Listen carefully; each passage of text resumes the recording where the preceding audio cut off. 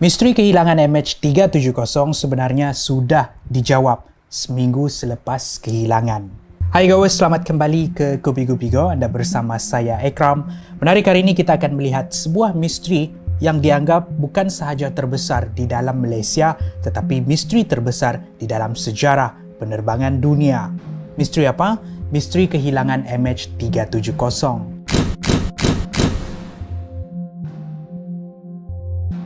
Sejak kehilangan MH370 ni, banyak yang buat teori dan spekulasi kononnya menjelaskan kes kehilangan ini. Daripada teori, kononnya kapal tersebut di-hijack sehinggalah kapal tersebut terbakar. Sehinggalah teori konspirasi yang pelik kononnya MH370 diculik oleh makhluk asing ataupun termasuk ke dimensi lain. Di video hari ini saya akan cuba untuk menjelaskan misteri MH370 dengan melihat data dan statistik daripada pakar dan juga laporan-laporan rasmi yang dikeluarkan oleh kerajaan Malaysia sendiri.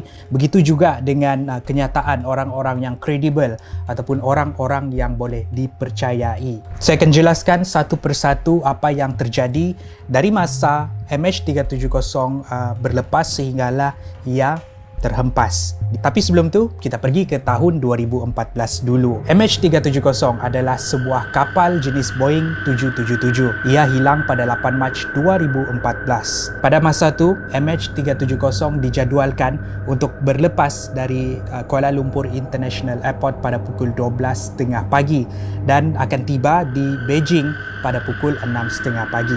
Namun begitu, beberapa minit selepas ia berlepas, MH370 terputus hubungan dengan menara kawalan.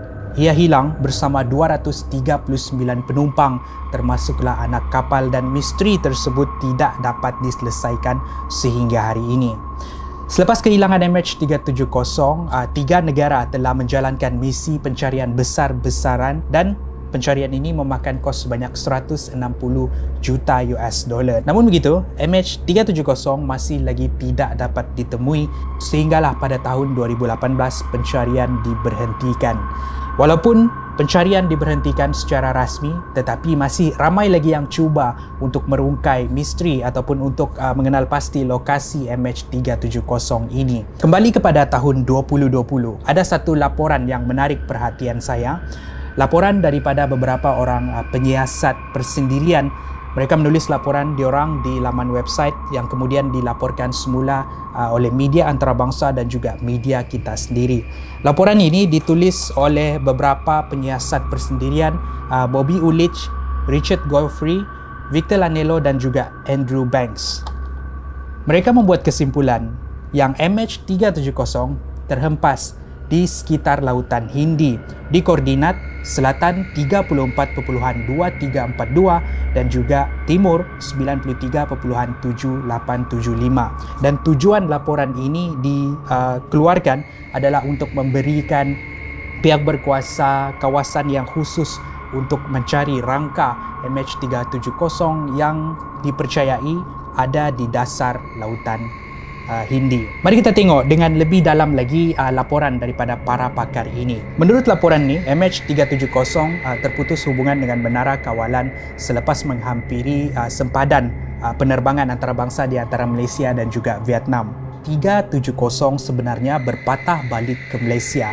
Berpatah balik ke mana? Bukan untuk balik ke KLIA, tapi kedudukan MH370 dikesan oleh radar lapangan terbang Kota Baru. Apa yang pelik? Bila MH370 dikesan melintasi ruangan udara Kota Baru, menurut laporan daripada penyiasat persendirian ni, kapal tersebut memecut dengan sangat-sangat laju. Ia hampir mencecah kelajuan maksima kapal Boeing iaitu 1,700.276 km sejam. Bukan itu sahaja, apa yang lagi pelik, mereka mendapati yang MH370 terbang dengan lebih tinggi dengan altitude 40,000 dari paras lautan, di mana altitude yang biasa adalah dalam lingkungan 30 ke 35,000 dari paras lautan. Seperti MH370 cuba untuk lari ataupun cuba untuk mengelak daripada dijejaki.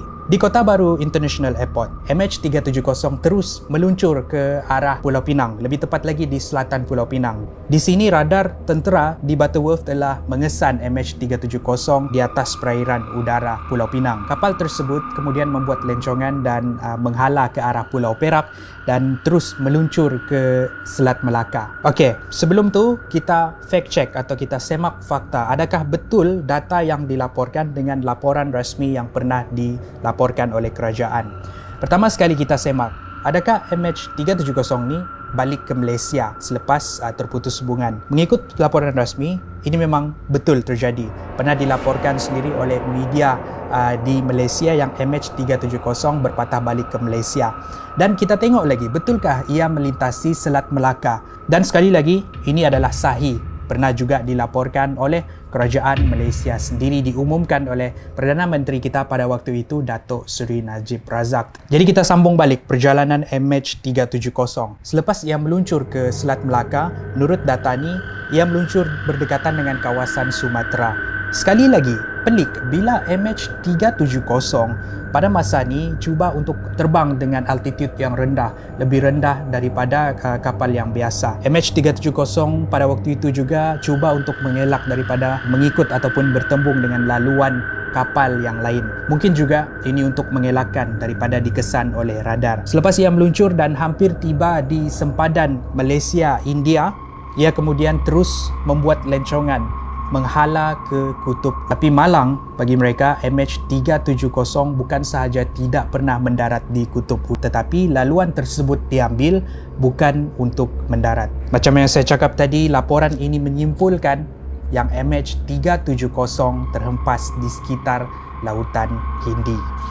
And regret that I must inform you that according to this new data, Flight MH370 ended in the southern Indian Ocean. Untuk mengukuhkan MH370 menghala ke kutub, mereka mengambil kira keterangan daripada saksi. Ya, ada saksi yang melihat MH370 menghala ke arah selatan menuju ke kutub. Untuk mengukuhkan laporan ini, untuk memberikan justifikasi, mereka mengambil kira seorang saksi yang melihat MH370 meluncur ke selatan. Saksi tersebut dikenali sebagai Katie. Katie ni adalah pelayar. Dia dan suaminya berlayar di sekitar kawasan Lautan Hindi pada malam MH370 meluncur terus ke arah selatan. Menurut Katie, dia menceritakan terlihat sebuah objek besar yang menghala ke arah selatan ketika dia dan suaminya berada di tengah-tengah lautan di atas kapal layar mereka. Bukan itu sahaja, apa yang pelik, dia juga melihat kapal tersebut marak berwarna oranye. Di dalam kokpit pula ada lampu yang dilihat menandakan ada orang di dalam kokpit. Menjadi lebih pelik lagi bila dia melihat di bahagian ekor kapal ada asap hitam, seperti bahagian ekor tu terbakar. Tapi tiada pengesahan daripada Katie mengatakan itu adalah MH370.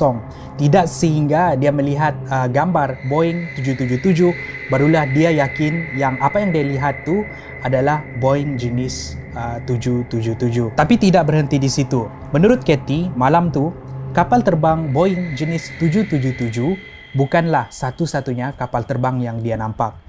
Dia ada melihat dua lagi jenis kapal terbang, tetapi bukan menghala ke arah selatan, tetapi yang meluncur ke arah barat daya. Tiada data yang melibatkan dua kapal ni dengan MH370, tapi masih lagi satu penampakan yang misteri. Dan dua buah kapal ni dia saksikan beberapa minit selepas MH370 melintasi mereka menuju ke arah selatan. Dan kenyataan saksi ini yang mengukuhkan lagi data yang dilaporkan oleh penyiasat persendirian. Ini semua ada diceritakan di dalam blog peribadi dia di socicelerus.wordpress.com. Dan sekarang, masa yang anda semua tunggu-tunggu. Mungkin ini adalah jawapan untuk misteri kehilangan MH370 yang bermain di minda anda semua. Ini saya rujuk dari kenyataan Martin Dolan dan juga Tony Abbott. Martin Dolan ni adalah ketua misi mencari MH370 dulu, dan Tony Abbott ni adalah Presiden Australia, di mana pada tahun 2014 dia adalah Presiden Australia pada masa tu.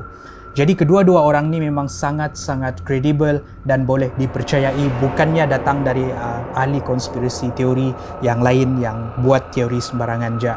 Menurut mereka, sebenarnya kehilangan MH370 telah pun dijawab seminggu selepas pesawat tersebut hilang, dan jawapannya ada dengan kerajaan kita. Tapi maklumat tersebut tidak pernah dilaporkan secara rasmi. MH370 disyaki, sekali lagi saya ulang, disyaki oleh mereka adalah akibat pembunuhan beramai-ramai oleh salah seorang di dalam kapal tersebut.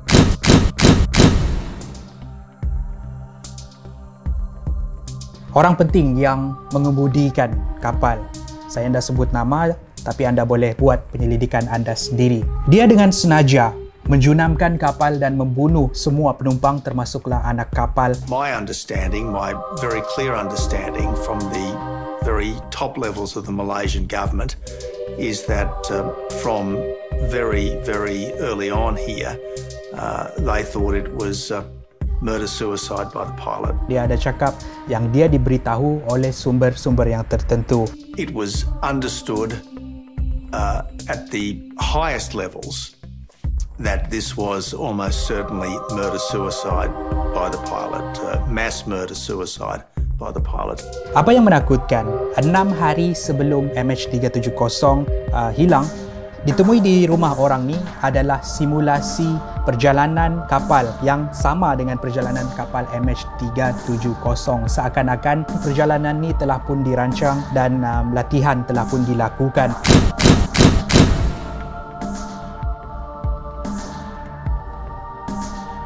Apa yang saya sampaikan ini semua ada di internet, dan sumber-sumber yang saya rujuk ini datang daripada sumber-sumber yang kredibel, ada yang sahih dilaporkan oleh kerajaan, dan semoga video ini dapat membuka minda anda semua. Sehingga hari ini banyak maklumat-maklumat yang wujud untuk menjelaskan MH370 ini. Terpulang dengan kita untuk mencari dan menganalisis data dan juga laporan rasmi itu. Saya tidak cakap maklumat yang saya sampaikan ni 100% betul. Saya tidak cakap maklumat ni 100% salah. Macam yang saya selalu ingatkan, pastikan anda jalankan penyelidikan anda sendiri. Rangka maklumat sudah saya kasih, jadi anda boleh search sendiri. Semoga video hari ini bermanfaat untuk semua. Sekali lagi saya tergerak hati untuk buat pasal video ni sebab maklumat-maklumat baru yang ada tentang kes MH370. Saya suka buat video yang macam ni, video-video di mana kita akan merungkai misteri-misteri berdasarkan fakta yang ada. Jadi kalau anda ada lagi topik-topik macam ni yang anda mahu saya rungkaikan, bolehlah tinggalkan pendapat anda di ruangan komen di bawah. Saya akan buat research pasal benda ni. Ini yang saya buat research pasal kes ni. Apa-apa pun itu sahaja daripada saya, dan akan lebih banyak lagi episod menarik ni buat naik pada setiap hari. Sebelum saya mengakhiri video pada hari ini, saya ingin membuka ruangan perbincangan di komen di bawah. Apa pendapat anda tentang MH370 dan maklumat-maklumat baru yang ada ni? Dan mungkin kalau ada maklumat yang saya terlepas, bolehlah kongsikan di ruangan komen di bawah juga. Apa-apa pun, saya jumpa anda di episod yang seterusnya. Go, menarik setiap hari.